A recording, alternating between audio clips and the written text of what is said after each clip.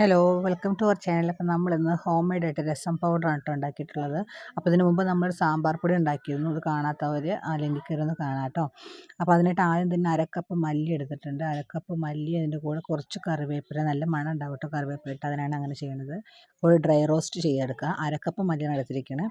നന്നായി റോസ്റ്റ് ആയ ശേഷം മാറ്റിയതിന് ശേഷം 1/4 കപ്പ് കുരുമുളക് എടുത്തിട്ടുണ്ട്. കുരുമുളക് നന്നായിട്ടൊന്ന് റോസ്റ്റ് ചെയ്തെടുക്കുക കേട്ടോ.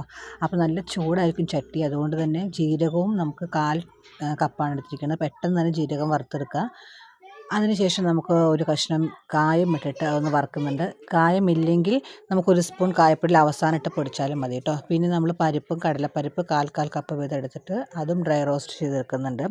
അപ്പോൾ നന്നായിട്ട് റോസ്റ്റ് ആയതിനു ശേഷം അത് മാറ്റി വെച്ച ശേഷം നമുക്കൊരു 6-7 വറ്റൽമുളക് ഇട്ട് കൊടുക്കാം കേട്ടോ. കാരണം നമ്മൾ കുരുമുളക് പൊടി ഇട്ടത് കൊണ്ട് തന്നെ നല്ല എരിവായിരിക്കും. അപ്പോൾ എരിവനുസരിച്ച് നമുക്ക് മുളക് ഇടാം. അത് നന്നായിട്ട് പൊടിച്ചെടുക്കാം കേട്ടോ. കുറച്ച് മഞ്ഞൾപ്പൊടിയും കൂടി ചേർത്തിട്ട്